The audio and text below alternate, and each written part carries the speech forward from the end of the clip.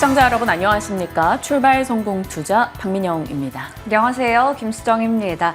간밤 또 미국에서 주목했던 지표가 나왔습니다. CPI가 발표됐는데요. 예상치를 웃돈 수준으로 나왔습니다. 하지만 그럼에도 불구하고 이를 좀 잘 소화를 했죠. 그동안에 또 경계감에 지수가 밀렸었는데 이제 뚜껑을 열어봤기 때문에 지수가 올라갔습니다. 엔비디아도 연이틀 하락을 끊어내고 7%가량의 급등이 나오기도 했죠. 이 거래일의 부진을 하루 만에 또 만회하는 흐름이 나온 엔비디아입니다. 정말 엔비디아 대단하다라는 생각도 들고요. 그로 인해서 AI 쪽 좀 더 강한 랠리를 다시 시연할 것인지 궁금해지는 상황입니다. 이에 대한 이야기 그리고 CPI에 대해서 해석까지 같이 고민해 보도록 하죠. 자, 어제장 내용부터 정리하겠습니다.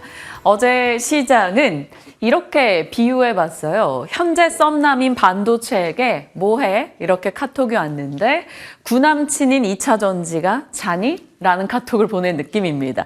양쪽으로의 구애를 받은 그런 어제였습니다.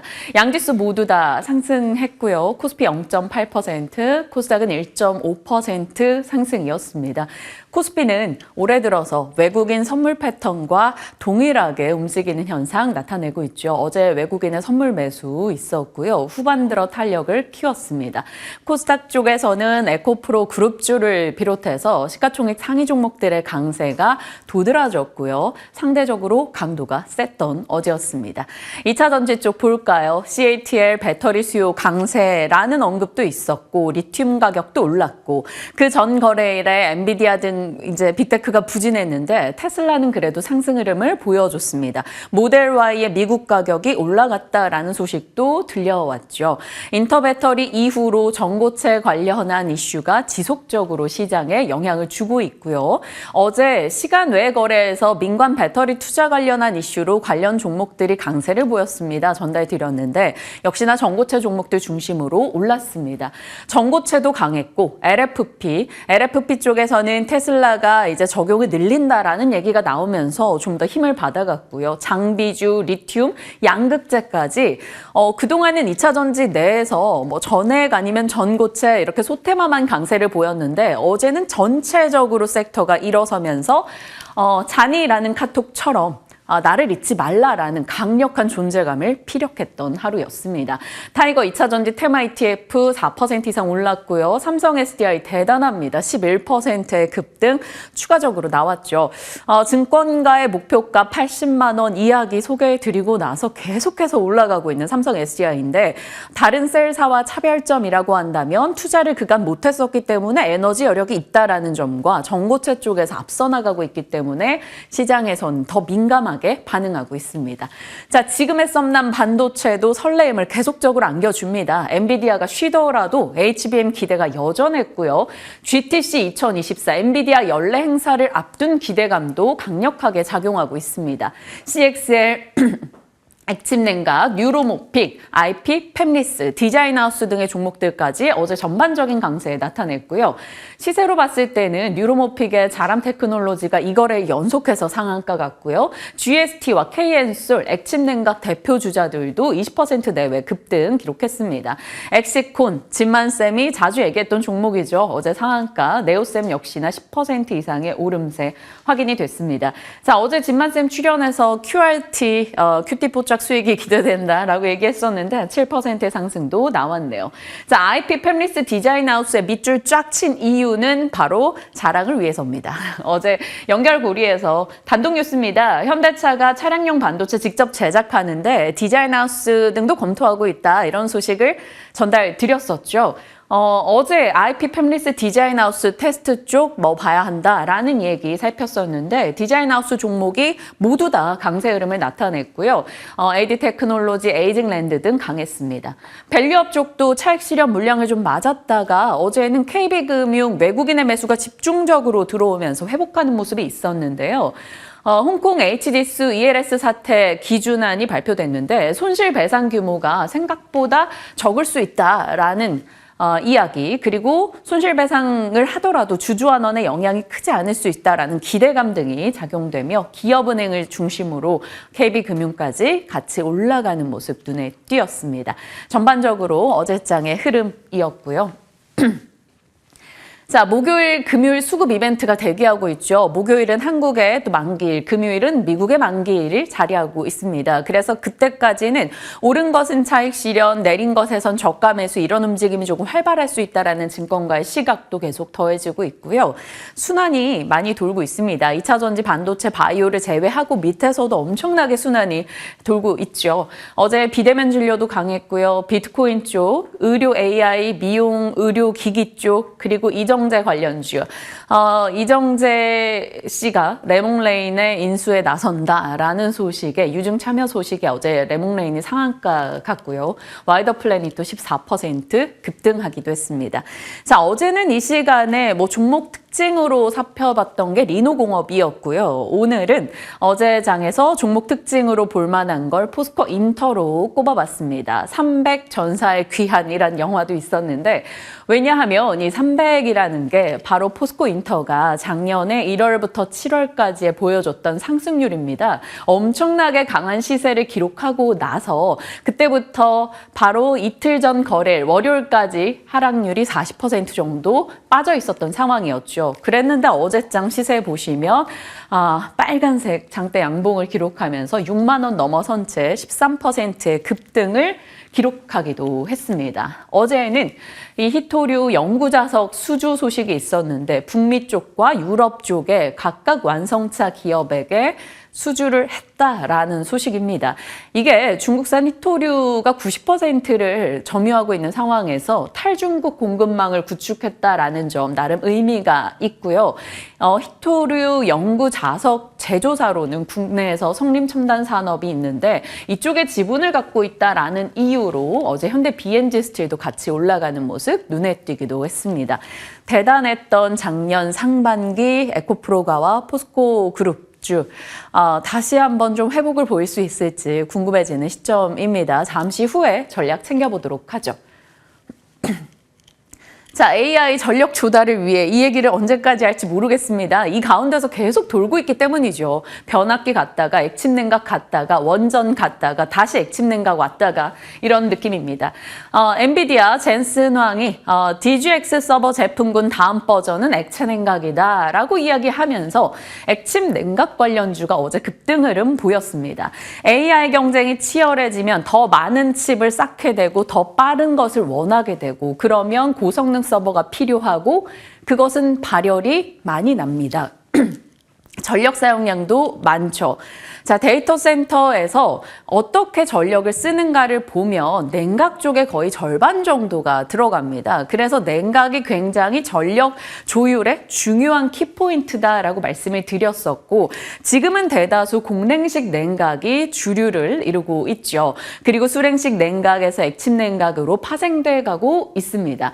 액침 냉각으로 갈 경우 설치 비용이 올라가고 하지만 필요 공간은 줄어들고 에너지 효율은 좋고 전력 소비는 떨어진다. 이렇게 말씀을 드렸었죠. 서버를 이 비전도성 액체에 넣어서 즉각적으로 열을 식히기 때문에 에너지 효율이 굉장히 좋습니다. 관련주로는 슈퍼마이크로나 버티브 등 이제 글로벌 업체들이 있고 그 업체들과 같이 국내 액침 냉각 관련주들 정리를 해드렸던 바가 있었는데요. 대표적으로 국내에서는 GST가 압도적이다라고 말씀을 드렸습니다. GST 같은 경우는 급등 흐름을 기록하기도 했고요. 어제는 KN솔도 올라갔는데 KN솔 같은 경우는 드라이룸, 클린룸 쪽의 업체의 원방테크였죠. 사명을 바꿨습니다. 그런데 스페인 업체와 협력했던 것이 부각되면서 액침 냉각 혹은 저전력 시스템에 대한 구축 이야기가 나오면서 관심을 받았는데요. 어제 KN솔도 19% 올라가며 22,000원을 넘기기도 했습니다. 자, 정유사도 제가 관련주로 당시에 분류를 했었습니다. 왜냐하면 정유사들이 액침 냉각유를 개발한다던가 관련한 기업에 투자를 굉장히 활발하게 하고 있기 때문인데요. 대표적으로 SK 엠무브 등을 꼽을 수가 있습니다. 그래서 액침 냉각 이슈가 파생이 돼서 계속해서 확장된다면 SK나 SK 이노베이션 등도 연결은 될 수 있겠죠. 다만 액침 냉각이 그 정도 사이즈의 종목을 뒤흔들 만큼 파생될까에 대해서는 의문은 있습니다. 아직까지 시장은 GST와 KN솔로 압축 대응을 하고 있습니다. 자, 그리고 물가 이야기 해봐야겠죠. CPI가 나왔습니다. 예상보다는 좀 더 강했던 것 같아요. 헤드라인 같은 경우는 예상과 부합하는 움직임이 나왔는데 근원이 예상보다 높게 나왔습니다. 그리고 5개월간 작년 10월부터 해서 계속 3.1에서 3.4 사이에서 유지되고 있습니다. 쉽게 더 낮아지지 않고 있다라는 것에서 물가가 참 잡기가 어렵다라는 생각도 듭니다. 2월 세부 항목별 전월비 증가율을 봤을 때 지난 1월 데이터에서 가장 스파이크를 쳤던 게 주거비였는데 0.6 정도 증가였거든요. 이번에는 0.4 증가로 조금 낮아진 느낌이 듭니다. 주거비 안정은 다행이다라고 생각을 했는데 에너지 쪽에서 확 치고 나가는 모습이 나타났습니다. 5개월 만에 강력한 플러스 전환이 됐고요. 가솔린 가격 상승의 영향을 좀 여지없이 느꼈습니다. 그리고 의류나 중고차, 이 근원 재화 가격도 조금 올라가는 것, 그것은 부담이었죠.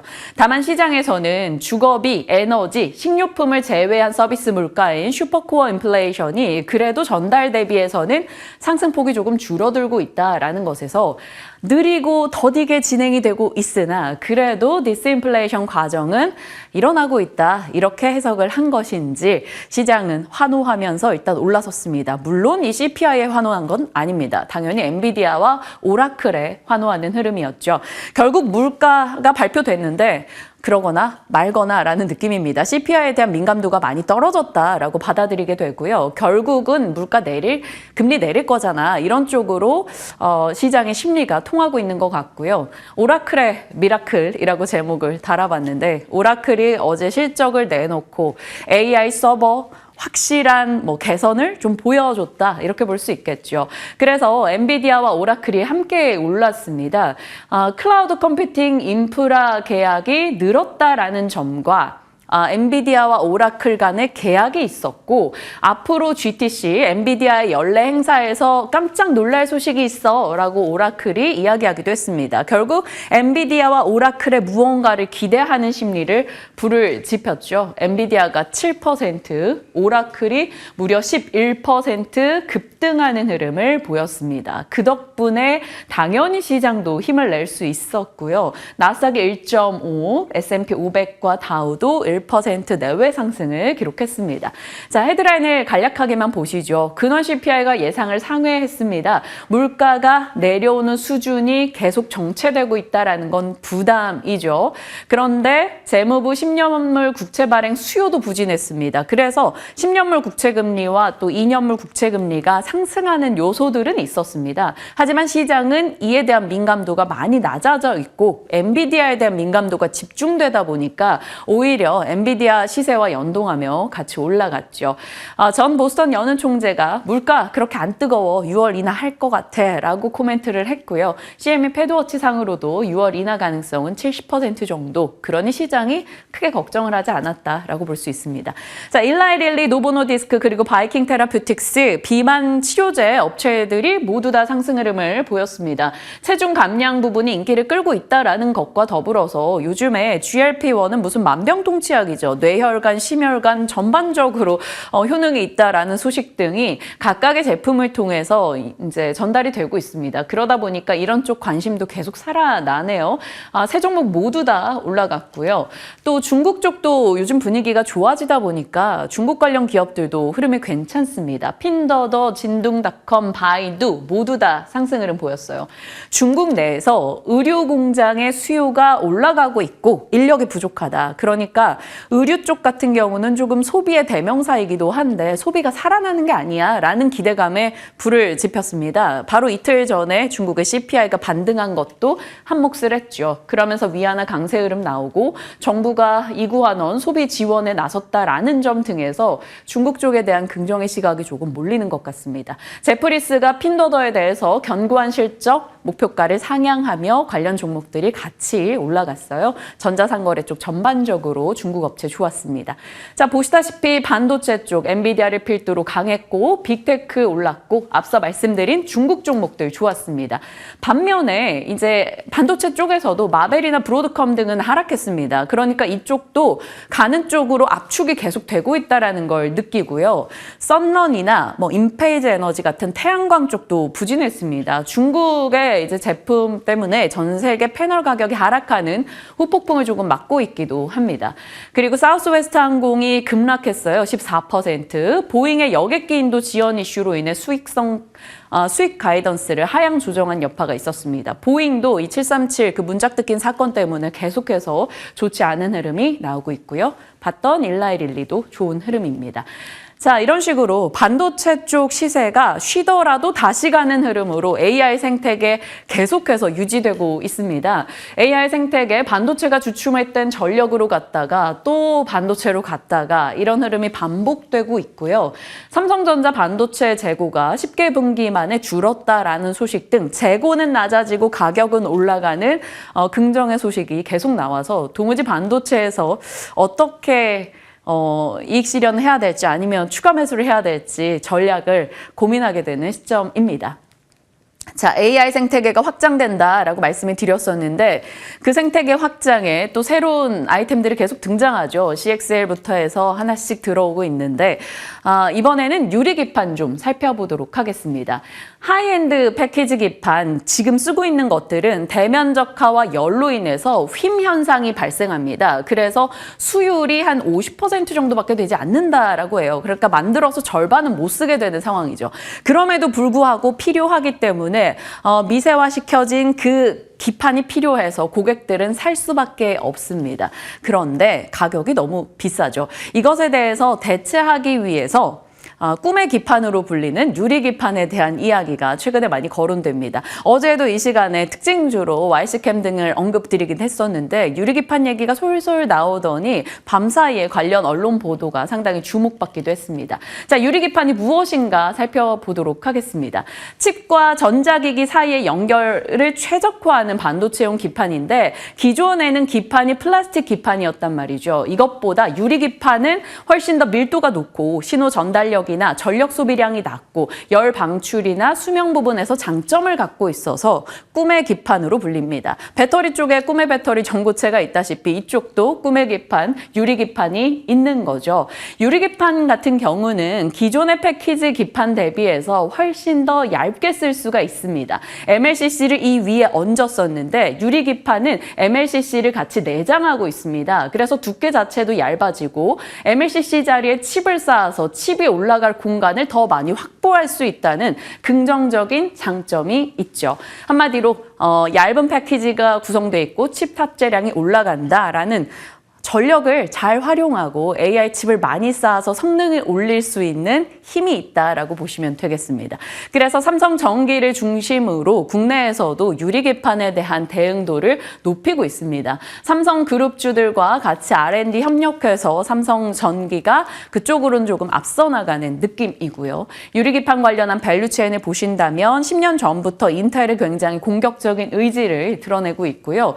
국내에서는 SKC와 삼성전기 유리기판사로 꼽아볼 수가 있습니다. SK 앱솔릭스를 중심으로 SKC도 대량 양산 체제를 계획하고 있습니다.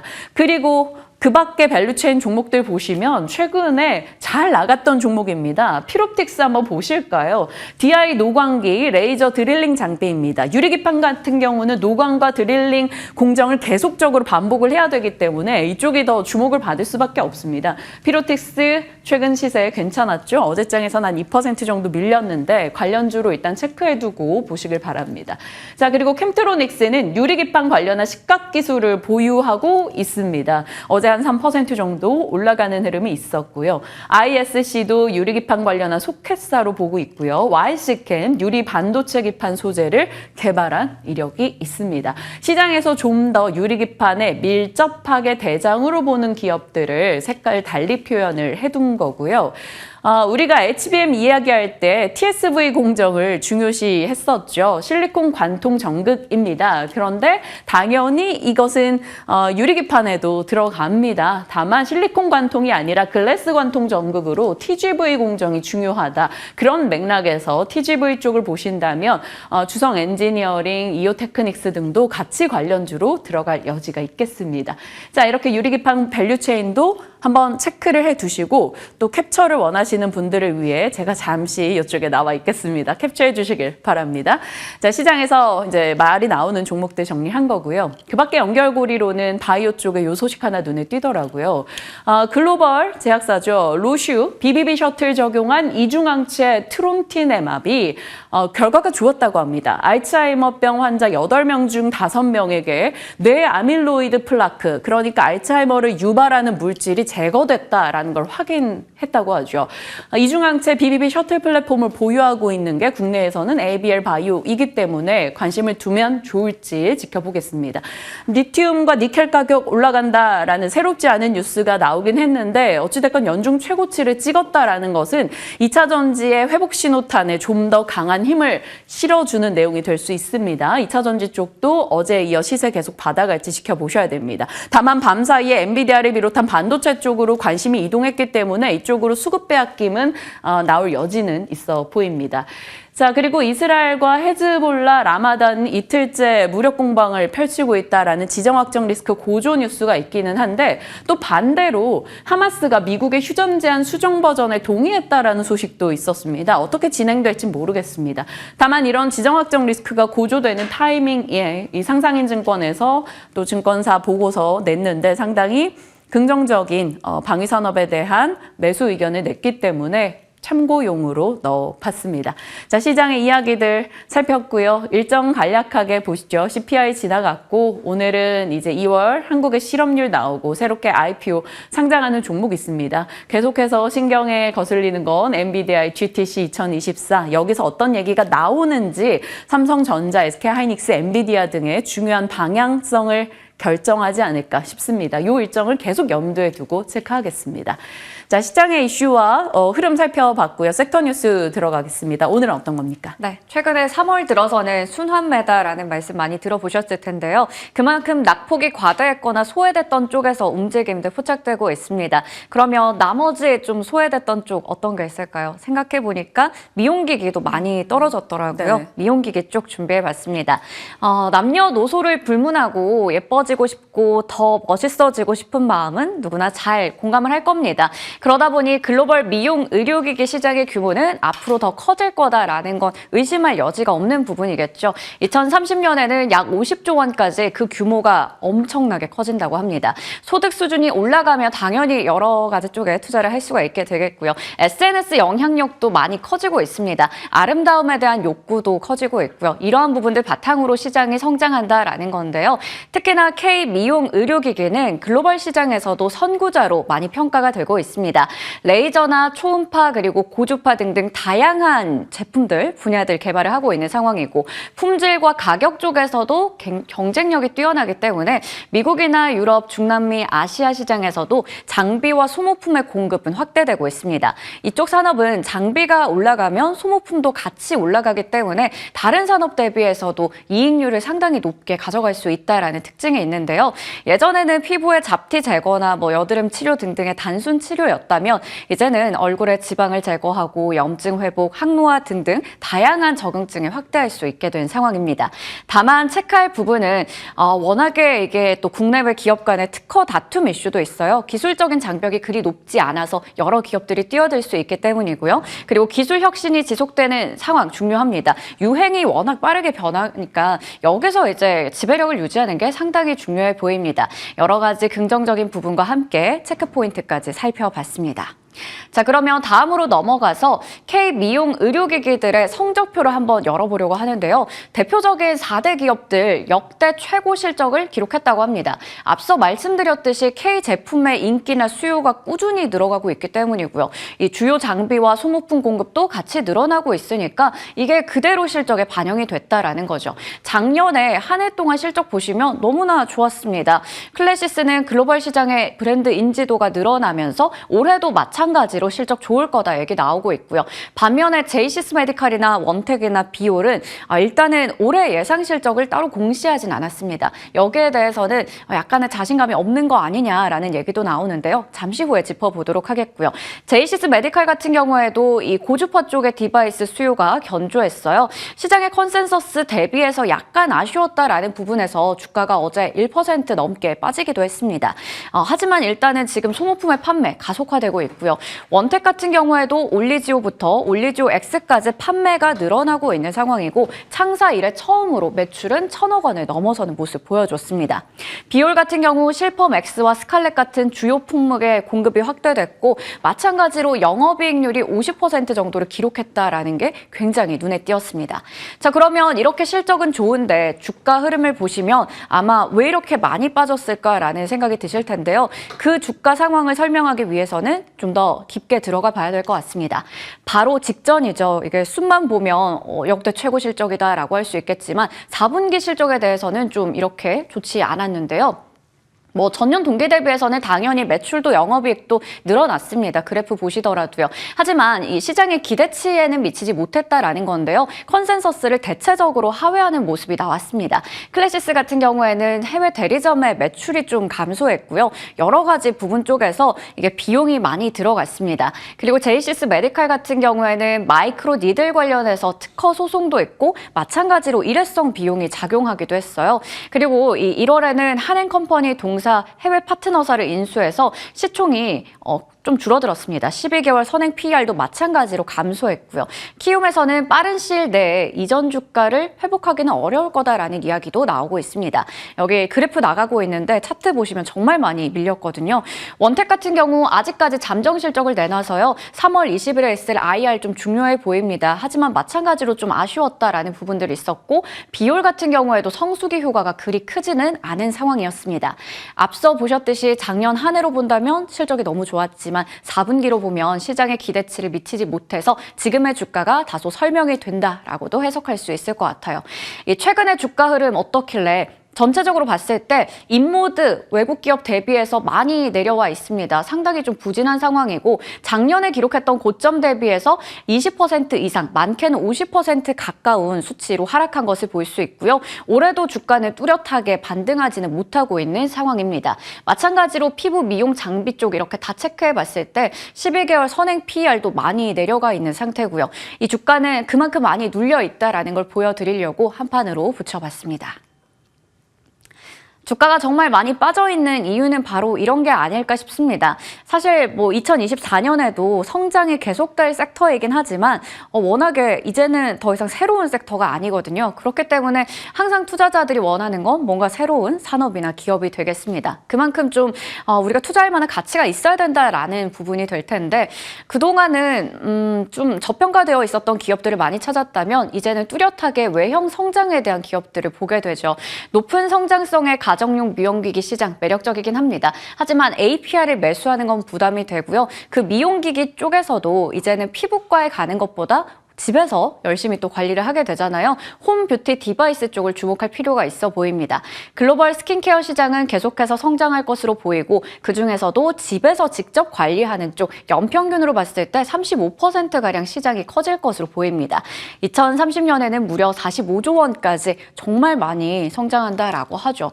앞서 APR은 정말 매수하기가 좀 부담스러운 구간이라면 다른 쪽 한번 체크해 보겠습니다. 동국제약부터 하이로닉, 이루다, 클래시스, 파마 리서치까지 홈 뷰티 디바이스 사업을 영위하는 쪽들이 많더라고요. 마찬가지로 작년 고점 대비해서 주가는 상당히 많이 빠져 있는 상황입니다.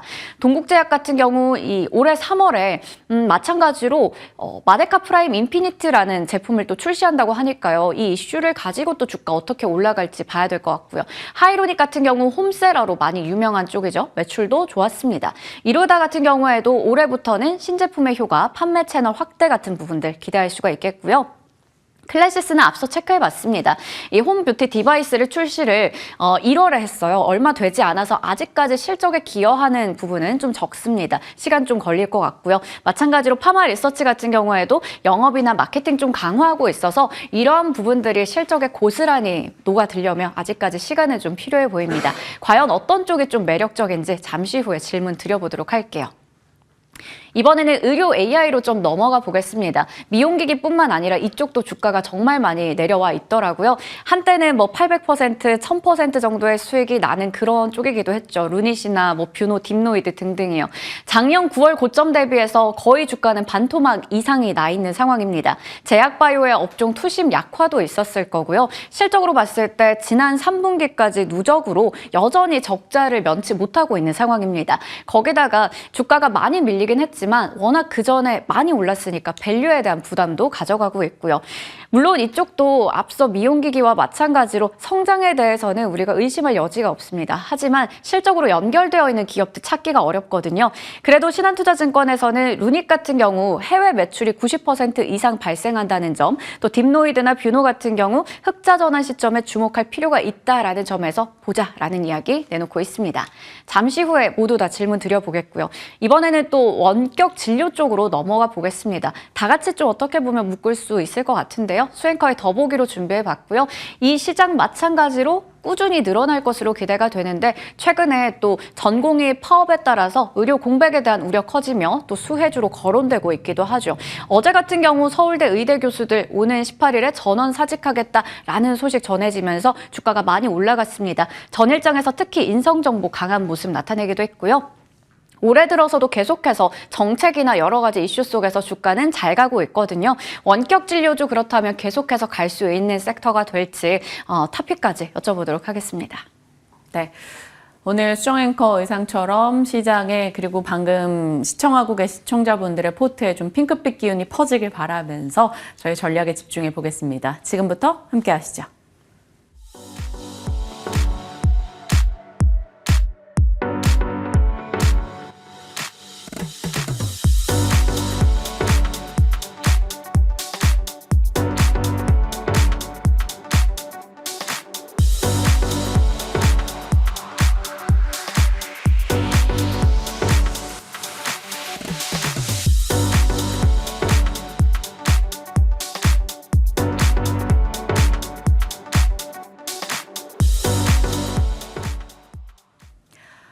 시장에 대한 전략 김민진 차장과 이어가겠습니다. 어서 오세요.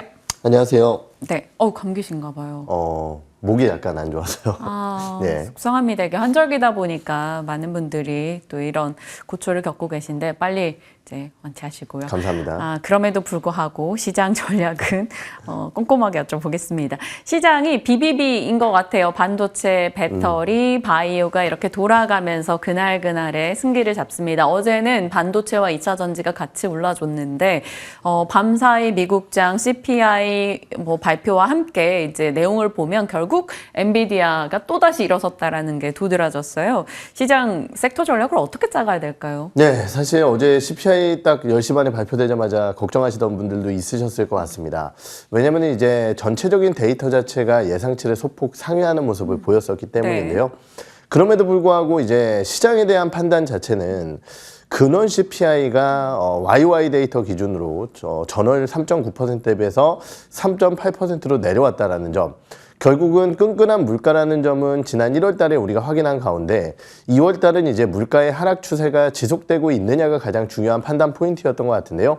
그 부분이 이어지면서 어떻게 보면은 물가 지수에 대한 리스크 요인들이 마무리가 됐고요.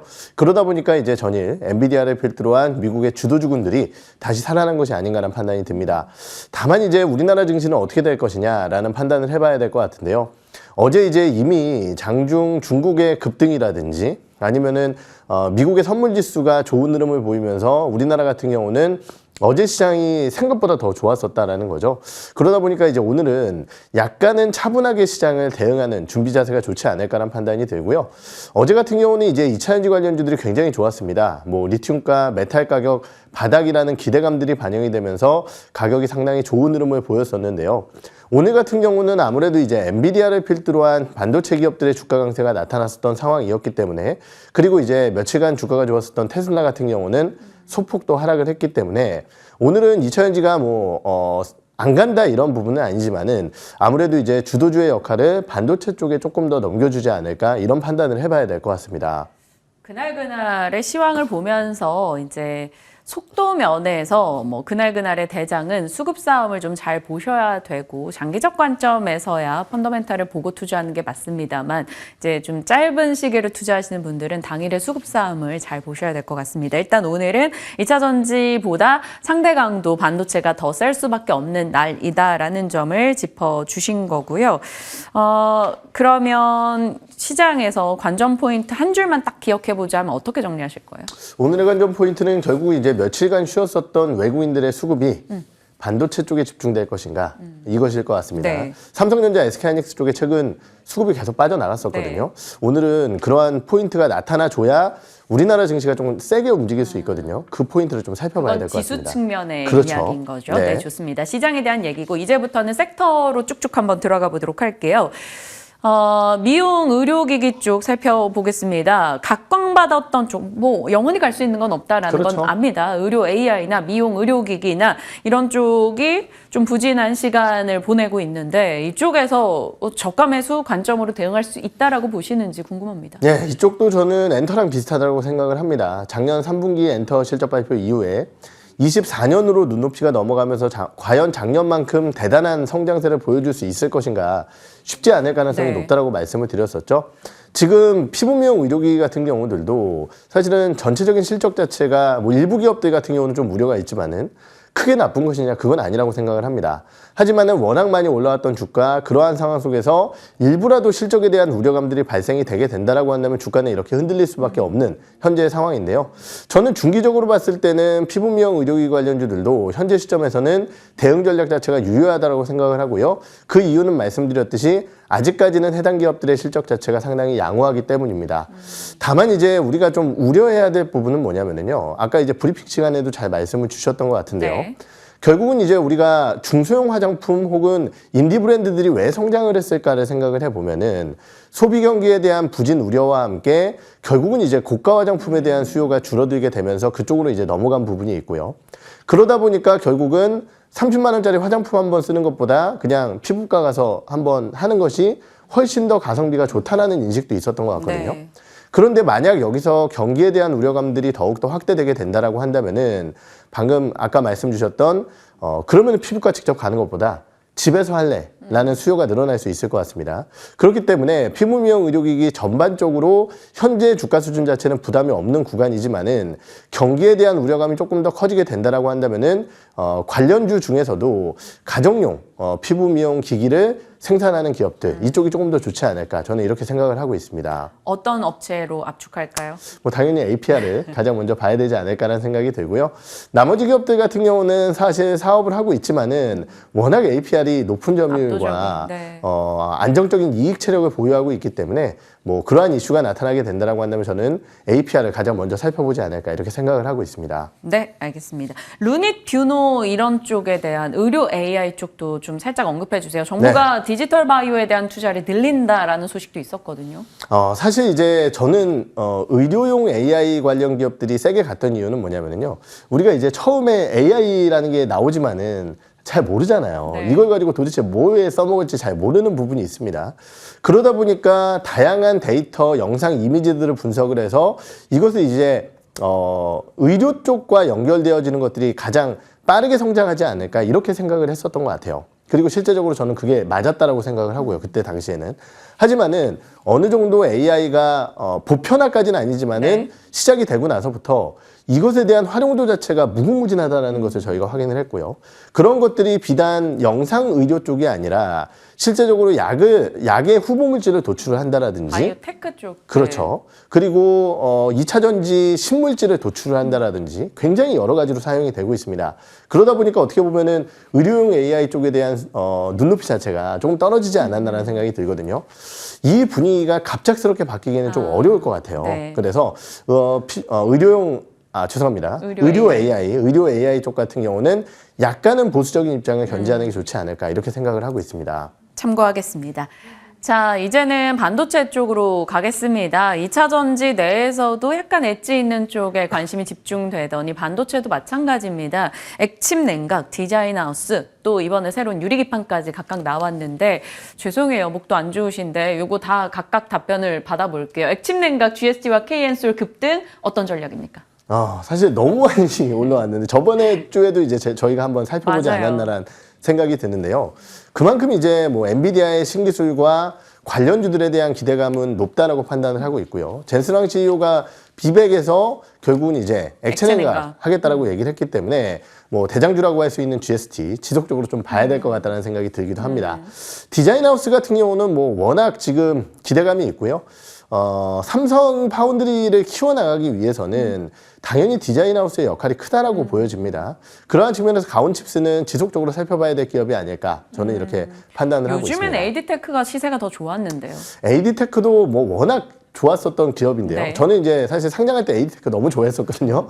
그런데 주가가 한참 안 가서 어떻게 보면 이제 그 자리를 많이 내줬었는데 네. AD테크 같은 경우도 뭐 당연히 관련 이슈가 나오면은 지켜봐야 될 기업이 아닐까라는 판단이 들고요. 주가가 워낙 많이 가온칩스가 올라왔기 때문에 그러한 부분 쪽으로 AD테크도 한번 지켜보시는 것이 좋으실 것 같습니다. 작년 연말 이제 유망주로 가온칩스 말씀 주셨고 상승률은 뭐 100% 넘어갔습니다. 그럼에도 아직까지 디자인 하우스 관심 유효하다라는 답변이고 새로운 유리기판 또 최근에 등장 뭐 언급이야 자주 됐었습니다만 네, 그렇죠. 관심을 좀 받고 있어요.